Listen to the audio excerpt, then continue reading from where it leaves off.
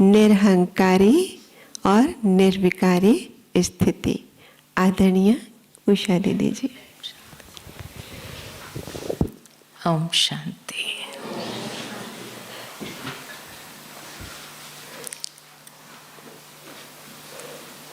बाबा ने हम सब बच्चों को बहुत सुंदर ज्ञान के रत्नों से सजाया है। 33 साल शिव बाबा साकार में आकर के बच्चों की पालना करते रहे। 69 से लेकर के 2017 तक कहेंगे, लगभग 50 साल बाबा ने साकार में अव्यक्त पालना की। 33 साल साकार में साकार पालना मिली, फिर साकार में अव्यक्त पालना मिली, लगभग 50 साल। और अभी अव्यक्त में अव्यक्त पालना। अब बाबा कहे साकार में फिर भी कई हदें हैं, कई प्रकार की लिमिटेशन आ जाती है, रथ की भी, समय की भी, स्थान की भी। तो इसीलिए बाबा ने अभी अव्यक्त में अव्यक्त पालना आरंभ कर दी। और हर बच्चे ये अनुभव करते हैं, जो भी आते हैं सीजन में भी, थोड़े होते हैं लेकिन फिर भी ये महसूसता जरूर आती है कि बाबा अव्यक्त में भी इतनी सुंदर अनुभूति कराता है। और ये अव्यक्त पालना से बाबा हमारे अंदर इतनी शक्ति और सकाश भर देता है, जो शक्ति और सकाश के आधार पर हम सहजता से बाबा के समीपता का अनुभव कर सकते हैं। समय की भी ये मांग है, क्योंकि जितना हम अव्यक्ति स्थिति के अभ्यासी होंगे, उतनी जो बाबा की चाहना है, उस चाहना को हम पूर्ण कर सकेंगे। 18 जनवरी जैसे जैसे समीप आता है, वैसे वैसे साकार बाबा की बातें भी हर एक के सामने स्पष्ट होती है। भले मेजॉरिटी बच्चों ने बाबा को साकार में नहीं देखा, परंतु जो दादियों ने पालना ली और उनसे जो अनुभव सुने, उसके आधार पर बाबा का संपूर्ण व्यक्तित्व हम सब के आगे स्पष्ट हो जाता है।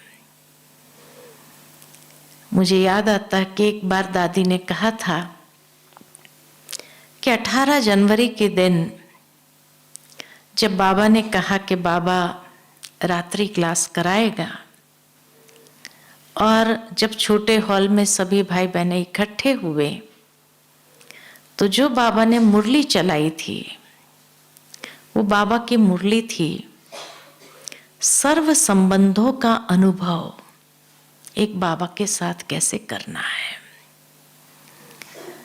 जैसे बाबा उस दिन भी सभी बच्चों को प्रिपेयर कर रहे थे कि अब भले साकार में नहीं, लेकिन फिर भी सर्व संबंधों का अनुभव किस तरह से हमें एक बाबा से ही करना है। और उसके बाद जब ये 3 महावाक्य बाबा ने उच्चारण किए, उठ करके जब गए और गेट पर खड़े होकर के बाबा ने मुड़ करके सारे ज्ञान का सार, संपूर्ण स्थिति का सार इन्हीं 3 शब्दों में बाबा ने समेट लिया। और यही हर बच्चों को प्रैक्टिकल बनने के लिए प्रेरणाएं दी। उसके बाद बाबा की एक अव्यक्त मुरली चली थी, इन्हीं 3 बातों को लेकर के। कौन से साल की है वो मुझे याद नहीं अभी, लेकिन इन्हीं 3 शब्दों को के ऊपर बाबा की मुरली चली थी कि जिसमें बाबा ने और स्पष्टीकरण किया कि मनसा में निराकारी, वाचा में निरहंकारी और कर्मणा में निर्विकारी। जबकि हम सभी बच्चे जानते हैं कि सभी विकारों में अहंकार आ ही जाता है, लेकिन उसके बावजूद भी बाबा ने और विकारों से अहंकार को सेपरेट किया। और सेपरेट करने के पीछे भी बाबा का बहुत बड़ा भाव है, क्योंकि अहंकार का जो सूक्ष्म स्वरूप है वो किस तरह से हर एक के ऊपर अंतिम समय में वार करेगा, उस अर्थ में इसको सेपरेट किया गया है। और इसीलिए जब सबसे पहले मनसा में निराकारी, अर्थात कि जितना हो सके हम निराकारी स्वरूप में स्थित रहने के अभ्यासी बने। लेकिन जब निराकारी कहते हैं तो निराकारी का मतलब क्या? निराकारी अर्थात के परमधाम की स्टेज, कि जब आत्मा अपने अनादि स्वरूप में विद्यमान है और उस अनादि स्वरूप में आत्मा 7 गुणों का स्वरूप है, सतोगुणी स्वरूप है। तो 7 गुणों की ऊर्जा से जैसे भरपूर, और जितनी जितनी आत्म अभिमानी स्थिति हमारी मजबूत होगी, उतना निराकारी बनने के हम सहज अनुभवी बनेंगे। निराकारी का दूसरा भाव यह है कि संकल्पों में भी कोई भी आकृति आकर्षित न करे। आकृति चाहे शरीर की हो, चाहे चीज वस्तुओं की हो, क्योंकि अभी तक भी कई बार ब्राह्मणों के मन की ये शिकायत रहती है कि योग लगाने तो बैठते हैं लेकिन फिर भी मन इधर उधर कभी हो जाता है, एकाग्र नहीं हो पाता है। तो मन जो है किन बातों में भटकता है, उसका अगर पीछा किया जाए तो वो 3 बातें हैं कि हमेशा मनुष्य का मन कोई न कोई संबंधों के पीछे जाता है या देहधारियों के पीछे जाता है, भाव ये, या कोई इच्छाओं के पीछे जाता है, ये चाहिए वो चाहिए, ऐसा चाहिए वैसा चाहिए। और अगर ये दोनों नहीं है तो व्यर्थ में जाता है, कुछ नहीं है तो व्यर्थ में चला गया। तो या संबंध या इच्छाएं या व्यर्थ। अब इससे अगर हटाना है तो बाबा ने बच्चों को ये बात बताई, जैसे मैंने कहा 18 जनवरी की लास्ट मुरली इसी बात पर थी कि सर्व संबंध एक बाबा के साथ हो। जब सर्व संबंधों का रस एक बाबा से हम लेंगे तो और कोई संबंध हमारी बुद्धि को आकर्षित नहीं करेंगे, क्योंकि या तो कोई ना कोई संबंध की कमी की महसूसता हमारे मन को खींचती है, या जहां बहुत लगाव झुकाव होता है वहां मन खींच के जाता है। इसलिए कहा जाता कि दो व्यक्ति विशेष याद आते हैं, या तो जिसके साथ लगाव है वो व्यक्ति विशेष याद आता है, या तो जिसके प्रति नफरत है वो व्यक्ति विशेष याद आता है, बार बार सामने आता है, और फिर उसके प्रति व्यर्थ संकल्प चलता है। तो इसीलिए बाबा ने हम बच्चों को कहा कि बच्चे सर्व संबंधों का अनुभव एक बाबा से करो। तो जितना ये रस अंदर में खींच सकते हैं उतना अति इंद्रिय सुख का अनुभव करेंगे, और यही अति इंद्रिय सुख का अनुभव हमारी बुद्धि को फिर और कहीं जाने नहीं देगा। वो रसना जो है, वो रसना हमें कहीं जाने, हमारे मन और बुद्धि को भटकाएंगे नहीं। दूसरा जो कहा इच्छाएं, तो बाबा की अभी लास्ट मुरली हम सभी ने सुनी,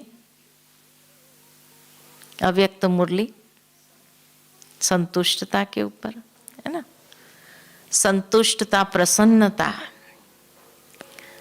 जहां कोई ना कोई अप्राप्ति होगी तो न संतुष्टता रहेगी न प्रसन्नता रहेगी। इसलिए जब ये स्मृति रहती है कि अप्राप्त नहीं कोई वस्तु ब्राह्मणों के खजाने में, इतना बाबा ने प्राप्तियों से हमें भरपूर किया है, सब कुछ है। तो ये भरपूरता की स्थिति जितनी हम अनुभव करेंगे अंदर ही अंदर, उतना ही सहजता से हमारा मन इस दुनिया की विनाशी चीजों से, इच्छाओं से सहज परे हो जाएगा। इसलिए बाबा इन बातों के ऊपर विशेष हमारा ध्यान खींचते, और व्यर्थ को मिटाने का साधन है कि हम अपने मन को समर्थ बनाएं। कैसे बनाएंगे समर्थ?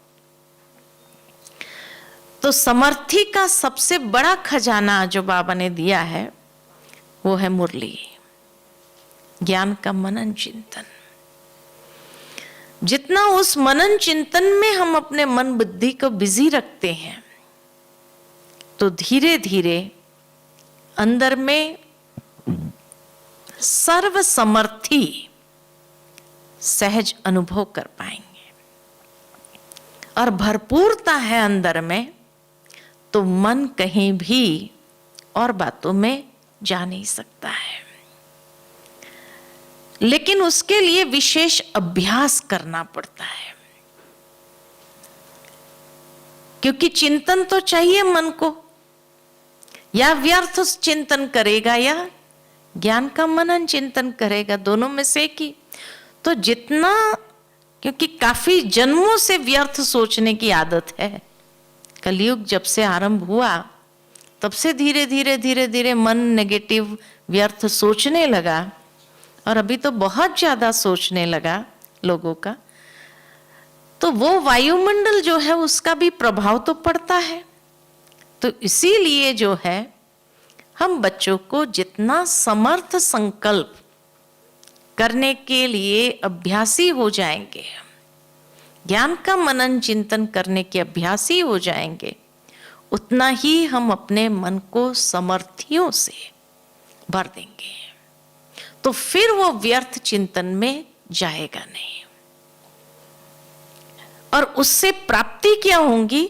दो चीजों की प्राप्ति हो जाती है कि मन हमारा धीरे धीरे जैसे ही हम परमधाम में स्थित करेंगे तो निर्विकल्प या निरसंकल्प स्थिति सहज बनती जाएगी। जितना जितना उस निराकारी स्वरूप में, उस स्वरूप में अपने आप को स्थित करने की आवश्यकता है, तो जितना यह स्वरूप हमारा पावरफुल होता जाएगा उतना ही और संकल्प भी जैसे नहीं चले, सार रूप में वो मन बुद्धि स्थित हो जाए और उसी में जैसे बाबा के सानिध्य का सुख हम अनुभव कर सके। परमधाम में भी जैसे बाबा के एकदम सानिध्य में एकदम निकट अपने आप को महसूस करके उस सुख का अनुभव कर सके। दूसरी बात, जैसे बाबा कहते हैं कि बीज से कोई भी वृक्ष के पत्ते पत्ते को जो पानी पहुंचता है या भोजन पहुंचता है उस बीज से पहुंचता है। ठीक इसी तरह बाबा जो परमधाम में बीज है, उस बीज के सानिध्य में बैठने से हमें भी वो सकाश रूपी शक्ति कहो, भोजन कहो, पानी कहो, स्वतः मिलता है, वो रसना आती है। इसको कहते हैं निराकारी स्वरूप। दूसरी बात जो कहा निरहंकारी, तो निरहंकारी क्यों बाबा ने कहा वाचा के लिए? क्योंकि अधिकतर वाचा में ही ये दो शब्द का प्रयोग होता है, मैं और मेरा, जो अहंकार के सूचक है। और इसीलिए जहां कहीं भी वाणी में ये चीज आई, मैंने किया, मैं, मेरा है, ये भाव जैसे ही आया तो निरअहंकारी सूक्ष्म रूप में भी हम नहीं है। और क्योंकि ये भी द्वापर युग से 63 जन्म के हम आदती हो गए हैं मैं मेरे शब्द के प्रयोग करने के, इसलिए स्वाभाविक रीति में भी शायद हमें पता नहीं कि भाई ये अभिमान के वश नहीं बोला हमने, लेकिन एक लोगों को जानकारी देने के हिसाब से बोला कि ये मैंने किया है, ये मैंने सोचा है, ये मैंने करने के लिए प्रयास किया है। लेकिन बाबा कहते हैं ये भी सूक्ष्म धागा है अभिमान का, और उसी के ऊपर विजय प्राप्त करनी है। बाबा के जो मुरलिया 1986 की चल रही है अभी हर संडे को, उसमें जो बाबा की शिवरात्रि की मुरली चली थी 86 की, उसमें बाबा ने बहुत अच्छी बात सुनाई थी कि ब्रह्मा बाबा जब से समर्पित हुए, ब्रह्मा बाबा ने जीवन में कभी भी मैं शब्द का प्रयोग नहीं किया। हमेशा यही कहा बाबा कराता है, बाबा कह रहा है यही समझो। तो ब्रह्मा बाबा इतना बड़े कार्य के निमित्त बनने के बाद भी मैं शब्द का प्रयोग न करना, तो कितना बाबा ने अपने ऊपर अटेंशन रखा होगा जब ये स्टेज आए कि भगवान खुद उस बात का सर्टिफिकेट दे इतनी भरी सभा में कि ब्रह्मा बाबा ने कभी भी मैं शब्द का प्रयोग नहीं किया लाइफ में। हमेशा हर बात के लिए इशारा दिया शिव बाबा की ओर। मैं निमित्त हूं, बाबा ने मेरा रथ चुना, माना ये भाव भी कभी नहीं आया। हाँ, कभी कभी बाबा जैसे नशे में आकर कहते हैं कि हुसैन के घोड़े को सजाना है ना, हुसैन के घोड़े का श्रृंगार करना है, उस समय भी यही भाव बाबा के अंदर रहा कि ये बाबा का रथ है और ये बाबा के रथ को मुझे संवारना है, सजाना है ना। मुझे याद आता है चंद्रास बाबूजी जब थे तो चंद्रास बाबूजी एक बात कभी कभी हंसी में सुनाते थे। कहते थे कि मैं बाबा से रूहान करता था कि बाबा, शिव बाबा का सबसे बड़ा भक्त कौन होगा? तो कहा बाबा हमेशा कहते मैं ही सबसे बड़ा भक्त रहा। सोमनाथ का मंदिर भी मैंने बनाया था भक्ति मार्ग में, तो सबसे बड़ा भक्त तो भक्ति मार्ग में मैं ही रहा था। तो कहा नहीं, चंद्रास बाबूजी कहते थे नहीं, आप नहीं रहे थे, सबसे बड़ा भक्त मैं रहा। तो बाबा पूछते थे वो कैसे? तो कहा बाबा आपने तो शिवलिंग के ऊपर लोटियां चढ़ाई, मैं तो साक्षात शिव बाबा के रथ पर लोटियां चढ़ा रहा हूं। नहलाते थे ना बाबा को, जब एक हॉस्पिटल में थे बाबा, ऑपरेशन हुआ था बाबा का जब, तो कहते मैं तो साक्षात शिव बाबा के रथ पर लोटियां चढ़ा रहा हूं। तो सबसे बड़ा भक्त कौन हुआ? मैं ही हुआ, है ना। ऐसी चिट चंद्रास बाबूजी करते थे। कहने का भावार्थ कि बाबा ने हमेशा यही समझा कि ये रथ भी शिव बाबा का है, मेरा नहीं है। और निमित्त भाव इस तरह से बाबा ने अपने अंदर जागृत किया। इसी तरह मम्मा के जीवन कहानी को देखा जाए कि अगर मम्मा भी नंबर 1 चली गई तो इसी बात की धारणा के कारण चली गई कि मम्मा का तो स्लोगन ही ये था, हुक्मी हुक्म चलाए रहा है, कि जो हुक्म है उस हुक्म के ऊपर हमें भी चलना है। तो हुक्म ही हुक्म चलाए रहा है, हम सभी निमित्त है। ये मम्मा का भी स्लोगन था और इसीलिए मम्मा ने भी अपने जीवन में मैं शब्द का प्रयोग नहीं किया था। ये निमित्त भाव, और इसीलिए ये नंबर 1 हो गए, मम्मा बाबा नंबर 1 हो गए। और प्रैक्टिकल हम सभी ने चलो मम्मा बाबा को नहीं देखा, भले ये बातें सुनी हमने, लेकिन प्रैक्टिकल दादी जी को तो देखा। प्रकाशमणि दादी ने भी अपने जीवन में मैं शब्द का प्रयोग नहीं किया। दादी जी हमेशा यही बात कहती थी, दादी का ये विचार है।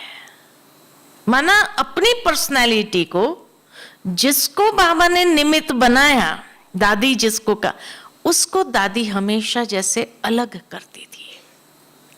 और दादी इसीलिए हमेशा ये बात कहती थी, दादी का ये विचार है। कोई भी विचार होता था अगर, तो दादी ये नहीं कि अथॉरिटी होने के बाद जैसे सब कुछ कर लूं मैं, किसी को पूछने की मुझे आवश्यकता नहीं है। मुझे याद आता है कि दादी हमेशा कोई भी ऐसी कोई बात दादी के मन में विचार आते थे तो भी दादी मधुबन निवासियों का क्लास जरूर रखते थे, और उस क्लास में दादी ये बात रखती थी, सारे मधुबन वालों की सहमति, और सहमति लेकर के जैसे दादी को ये अमृत वेले विचार आया, कैसे करना चाहिए, किस तरह से करना चाहिए, सबका ओपिनियन लेकर के फिर उसके बाद दादी जैसे आगे बढ़ते थे। भावार्थ ये कि हमने प्रैक्टिकल देखा कि दादी जी ने भी कभी मैं शब्द का प्रयोग नहीं किया।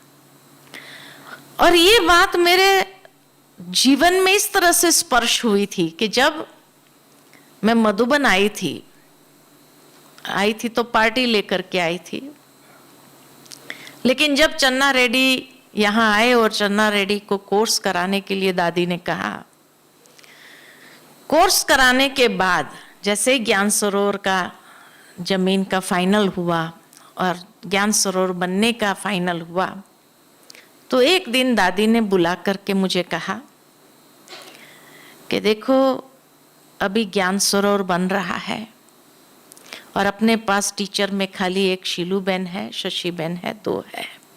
लेकिन ज्ञान सरोवर बनेगा तो और भी टीचर चाहिए हमको। और इसीलिए जो है दादी का विचार है कि तुम यहां रहो। लेकिन फिर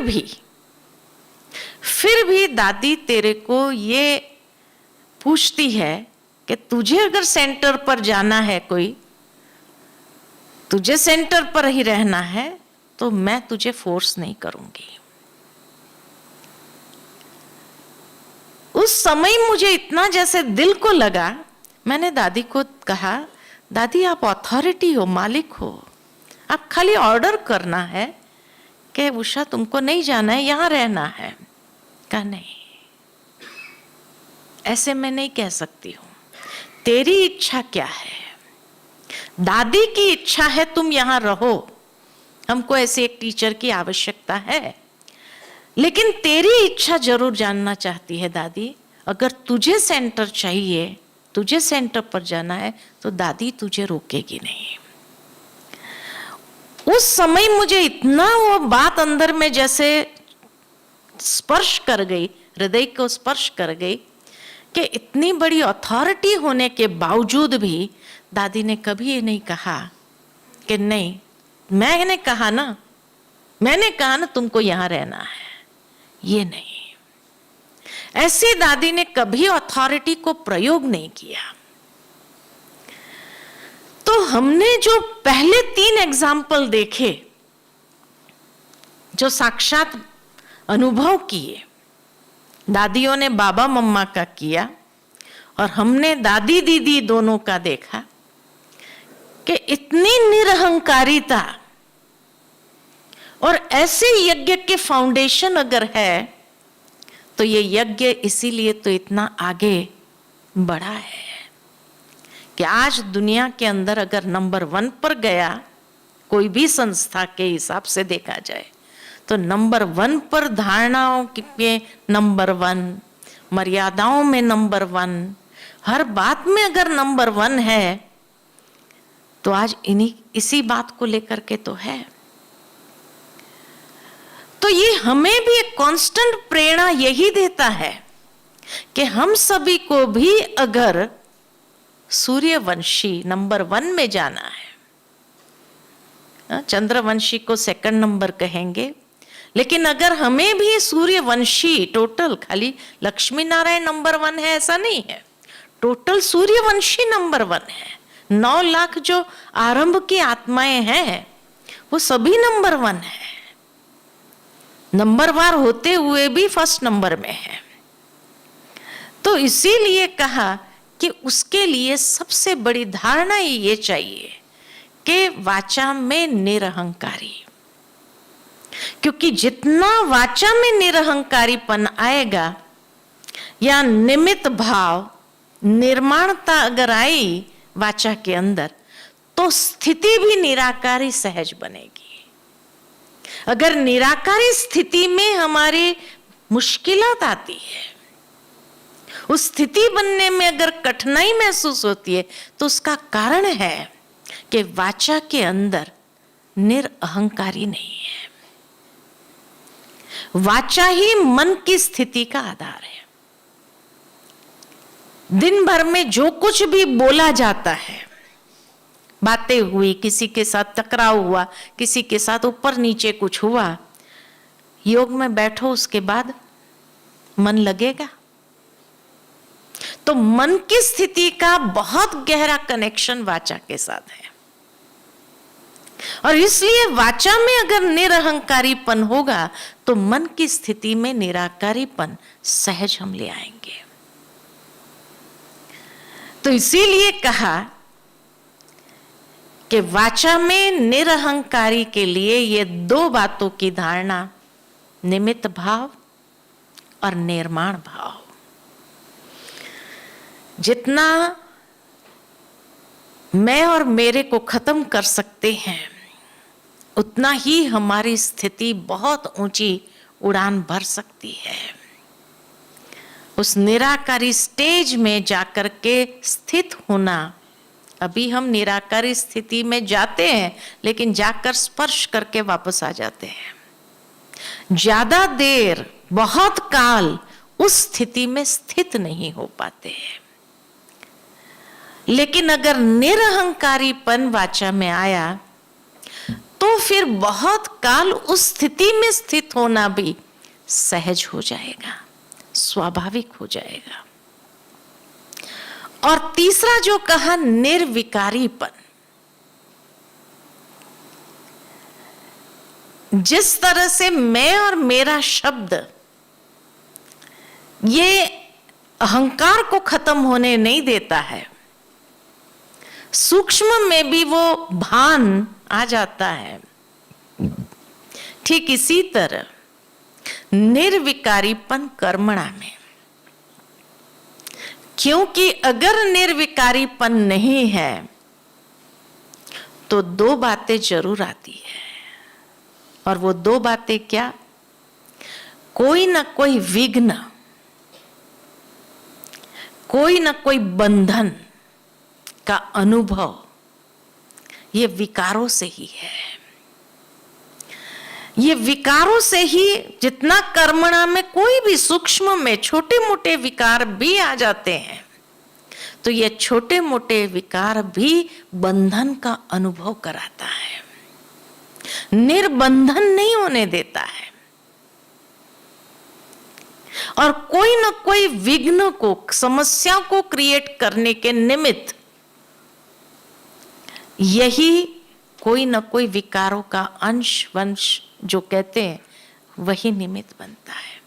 तो न निर्विघ्न बनने देता है, न निर्बंधन होने देता है। इसीलिए बाबा ने कहा कर्मणा में निर्विकारीपन। क्योंकि जितना अपने आप को ये कर्मणा में विकारों का सूक्ष्म अंश का वंश, बाबा ने भी बहुत बार कहा कि मोटे मोटे रूप से सारे विकारों को तो समाप्त कर दिया है ब्राह्मणों ने, दृढ़ संकल्प लेकर के, है ना। जैसे ही बाबा के ज्ञान में आए, दृढ़ संकल्प लिया, हाँ भाई पवित्र बनना है, उस पवित्रता के साथ साथ कई चीजें जैसे समाप्त होती गई। लेकिन फिर चलते चलते जो सूक्ष्म है, जो अंश वंश है, वो अंश वंश अभी तक समाप्त नहीं हुए हैं। और जितनी बार ये कार्यान्वित हो जाते हैं, हमारे कर्म में आ जाते हैं, चाहे ईर्ष्या है, द्वेष है, आलस है, अलबेलापन है, छोटे छोटे विकार भी, चाहे झूठ बोलना है, चाहे ये छोटी छोटी बातें हैं, लेकिन ये छोटे छोटे भी कितना एक्यूमुलेट कर लेता है, कितना एक्यूमुलेट। आज मैं एक मुरली पढ़ रही थी, 98 की व्यक्त मुरली पढ़ रही थी सुबह में। बहुत अच्छी बात बाबा ने उसमें कही कि बाबा ने कहा कि जब आप कोई भी कर्म, बाबा भाग्य की बात बता रहे थे, क्या बच्चे कितने भाग्यवान हो। तो बाबा ने कहा तुम्हारे एक एक कदम में पद्मों की कमाई है। सोच में पड़ गए कि एक एक कदम में पद्मों की कमाई कैसे है। बाबा ने उस मुरली में आगे स्पष्ट किया, स्पष्ट ये किया कि बाबा ने कहा जब तुम कोई भी कदम उठाते हो, कोई भी कर्म करते हो और उसमें बाबा की याद होती है, बाबा की याद में एक कदम भी उठाया, तो एक कदम में पद्मों की कमाई है। एक पदम, एक कदम में एक पदम। पदम कितना होता है पता है आपको? हाँ, पदम माना जैसे करोड़, फिर अरब, फिर खरब, फिर नील, फिर शंख, शंख के बाद पदम। गिनती किया एक बार, 27 जीरो लगते हैं एक पदम में। 27 जीरो कितना होता है सोचो। और एक कदम में, इसलिए बाबा कहते हैं दुनिया में भले करोड़पति हो, अबजपति हो, वो भी तुम्हारे आगे कुछ नहीं है, क्योंकि तुम खाली एक कदम बाबा की याद में करते हो, तो एक कदम में एक पदम मिल जाए, 27 जीरो लगा के देखो, इतनी प्राप्ति है। तो दिन में कम से कम अगर 10 कदम भी बाबा की याद में उठाए, हाँ, तो कितने भाग्यवान हुए। इसलिए बाबा कहते हैं कितना जीरो लग जाए। और पदम पति, इसलिए बाबा कहते हैं तुम बच्चे पदम पति हो, हैं? तो भावार्थ ये कि आप सोचो कि कर्मणा में एक, लेकिन अगर कोई विकारों के वश हुआ एक कदम, तो माइनस भी पदम हो जाता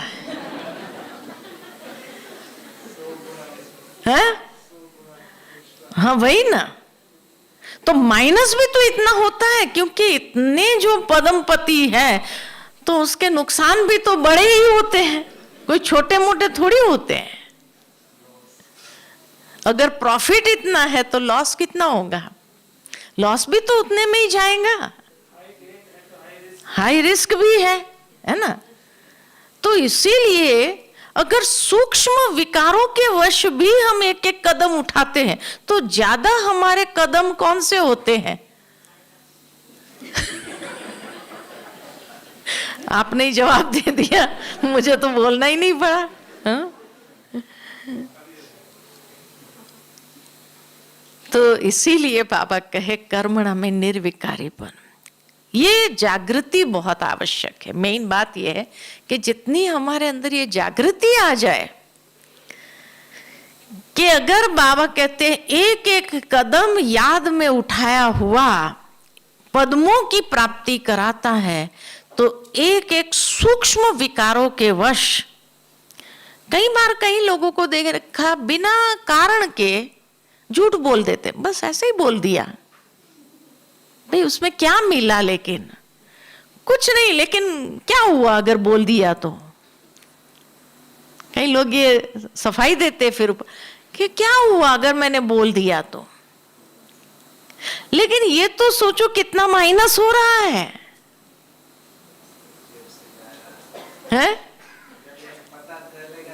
जेब से जा रहा है, इतना हमारा अकाउंट खाली हो रहा है, तब तो महसूस हो कि भाई हाँ नहीं बोलना चाहिए। हाँ चेक करे तो ना, मेन बात ये है। तो आज बाबा की मुरली पढ़ते पढ़ते अंदर में सारा दिन मेरे को यही अंदर चलता रहा कि सचमुच बाबा ने कितनी गहराई एक हिसाब बताया है, कितना गहरा हिसाब बताया है। ये मुरली जब सुनी होंगी लेकिन उसके बाद कभी रिवाइज नहीं हुई, इसलिए अटेंशन में नहीं रहा। इसलिए बाबा ने उस मुरली में खास ये शब्द कहा, 26/11/98 की मुरली है, तो उसमें बाबा ने खास ये कहा अटेंशन प्लीज, अटेंशन प्लीज। बाबा कहते हैं मुरली के अंदर, बच्चे सावधान हो जाओ, भगवान सावधान कर रहे हैं। उसके बाद तो बाबा क्या कहेंगे, फिर क्या कहेंगे? कोई बात नहीं, फिर अभी नंबरवार इसी आधार पर बनना है। नंबरवार का मुख्य आधार क्या? यही है। इसीलिए जब बड़ों ने, हमारे बड़ों ने इतना अटेंशन रखा, तो अभी समय के हिसाब से हमें कितना अटेंशन रखना चाहिए? अभी अंतिम समय की ओर आगे कदम बढ़ा रहे हैं, तो अभी तो जितना कम से कम ले सको ले लो, जितना अकाउंट जमा कर सको कर लो, क्योंकि इसके बाद जब बाबा धर्मराज बन जाएगा, भी हिसाब किताब लेना शुरू कर देगा, फिर तो जमा नहीं कर पाएंगे। इसलिए जितना जमा करना है अभी भी लास्ट चांस बाबा दे रहा है, और उस लास्ट चांस के हिसाब से हमें इसको जैसे अपने अंदर अटेंशन में लाते हुए, अटेंशन प्लीज। और उसकी पहचान क्या है? तो पहचान यही है कि अभी भी अगर कोई भी प्रकार का बंधन, चाहे मन का ही बंधन क्यों ना हो, कई लोगों को और कोई बंधन नहीं होता है, फ्री है, लेकिन मन का बंधन है ना, और कोई ना कोई बंधन है। तो बंधन से निर्बंधन बनना है,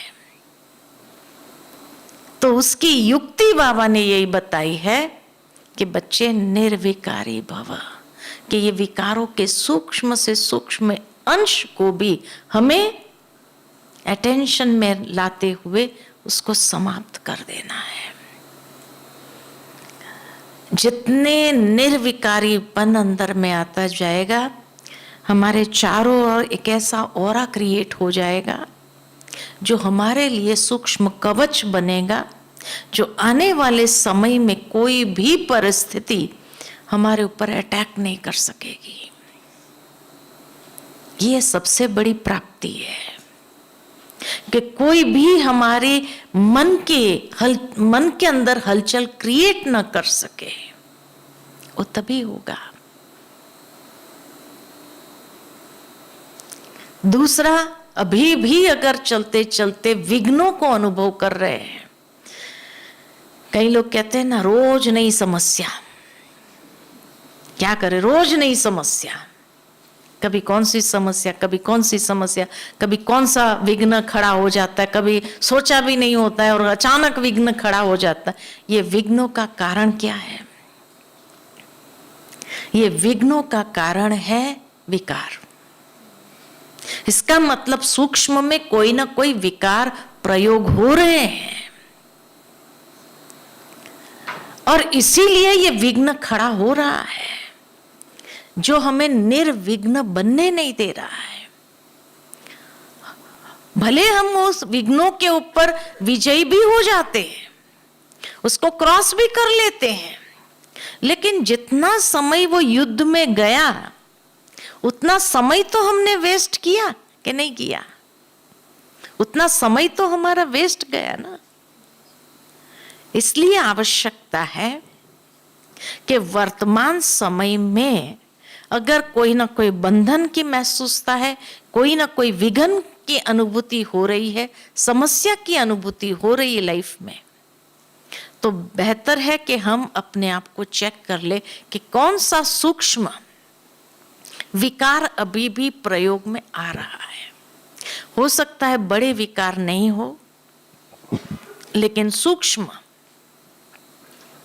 जैसे ये छोटी छोटी बातें हैं, आलस अलबेलापन के कारण बाबा ने एक मुरली में कहा था, बच्चे आलस अलबेलापन की लिस्ट निकालो कि सारे दिन में कितनी बातों में आलस अलबेलापन आता है हमें। जैसे ये संकल्प आया अंदर में, हो जाएगा, कल कर लेंगे, आलस या अलबेलापन आ गया, तो ये संकल्प में भी आना कि कल कर लेंगे या परसों कर लेंगे, हो जाएगा, छोड़ दो अभी, ये है आलस अलबेलापन। तो कितनी बार हम दिन में चाहे संकल्पों के वश आलस अलबेलापन के वश हो जाते हैं, अननोइंगली, माना इतने अभ्यासी हो गए हैं कि अब शायद उसको आइडेंटिफाई करना भी हमारे लिए मुश्किल हो रहा है, उसको पहचान भी नहीं पाते हैं, है ना। इसीलिए ये सारे जो डनलप के तकिए लगाए हुए हैं, आलस अलबेलापन के वश, जो हम अपनी स्थिति को प्रोटेक्ट करने के लिए कोशिश कर लग रहे हैं कि नहीं हम तो बहुत अच्छे हैं, लेकिन जैसे ही ये डनलप का तकिया हटा तो क्या होगा पता चलेगा।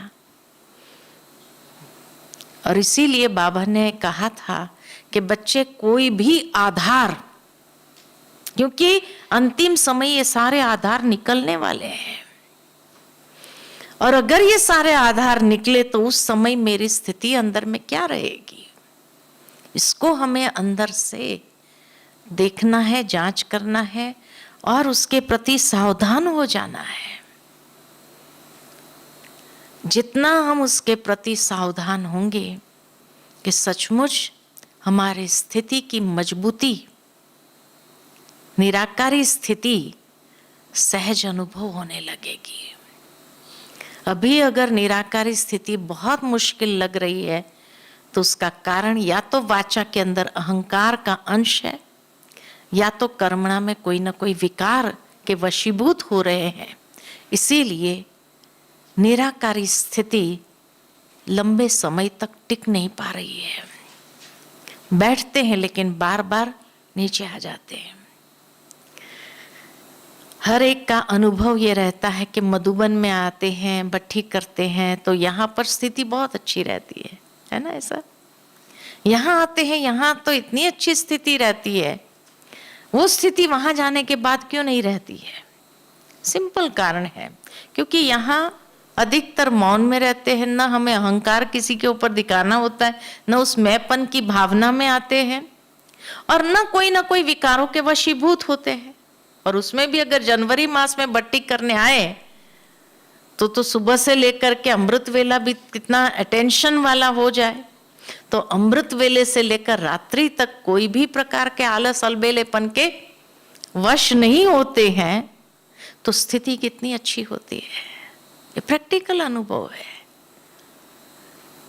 तो इसीलिए इस बात के ऊपर हमारी चेकिंग होनी आवश्यक है कि वहां जाने के बाद कौन से सूक्ष्म विकारों के वश होते हैं, कौन से पुराने संस्कार है, जिन संस्कारों को भी अभी तक हमने जीता नहीं है, छोड़ दिया है ये सोच करके कि अंत तक हो जाएगा, कर लेंगे।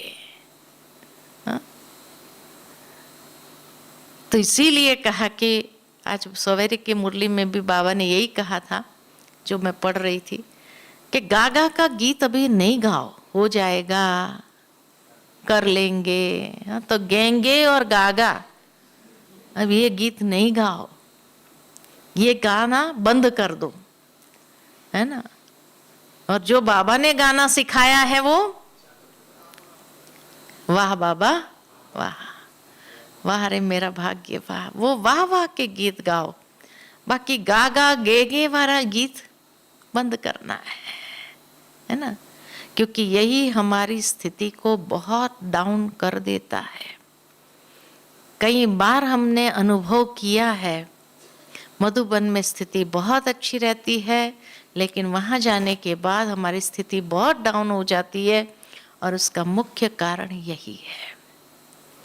और इसीलिए बाबा कहे सूक्ष्म चेकिंग अपनी करना आरंभ करो, क्योंकि जैसे जैसे अंतिम समय की ओर आगे बढ़ रहे हैं, और ये सूक्ष्म चेकिंग अगर हमारी नहीं रही, हमारी स्थिति ही नहीं बनी, तो अंतिम समय का जो पेपर होगा वो तो 1 सेकंड का होगा, बस उस स्थिति में तुरंत स्थित हो जाना और पास विथ ऑनर हो जाएंगे।